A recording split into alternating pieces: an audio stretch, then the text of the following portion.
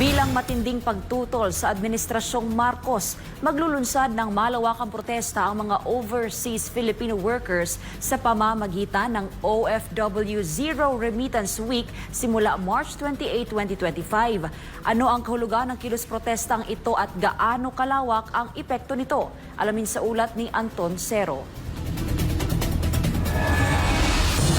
Isang matapang at estratehikong hakbang ang ikinasa ng mga OFW. Isang linggong pagtigil ng remittances sa Pilipinas upang iparating ang kanilang mariing panawagan sa Administrasyong Marcos. Pauwiin na si dating Pangulong Rodrigo Duterte. Mula sa Pilipinas hanggang sa iba't ibang panig ng mundo, nag-aalab ang damdamin ng maraming Pilipino sa ginawa ng Administrasyong Marcos Jr. laban kay dating Pangulong Rodrigo Duterte. Ang pag-aresto sa kanya at pagkakakulong ngayon sa ICC Detention Center ay nagdulot ng malawakang pagkondina, isang hakbang na itinuturing ng marami bilang iligal at isang anyo ng political persecution. Dahil dito, sunod-sunod na protesta at pre-rallies ang isinagawa ng mga Pilipino, hindi lamang sa bansa kundi maging sa iba't ibang panig ng mundo. Sa Europa mismo, kung saan matatagpuan ang ICC, matinding suporta ang pinakita ng mga overseas Filipino worker. Hiling nila, pauwiin na si Pangulong Duterte sa Pilipinas. At upang idiin ang kanilang panawagan, inilunsad ng grupong Maisog Croatia ang OFW Zero Remittance Week, isang kilos protestang layong patigilin ang pagpapadala ng pera sa Pilipinas bilang malinaw na mensahe ng pagkondina sa Administrasyong Marcos.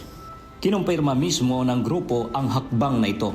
Kinukumpirma ko po na mag-uumpisa po ang OFW Zero Remittance Day on the 80th birthday of our beloved former President Rodrigo Duterte, which will be on March 28 until April 4.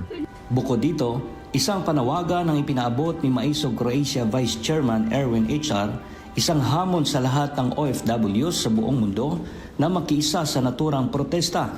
Anya, ito ang kanilang paraan upang marinig sila ni Pangulong Ferdinand Marcos Jr. at agarang ibalik sa bansa si Duterte.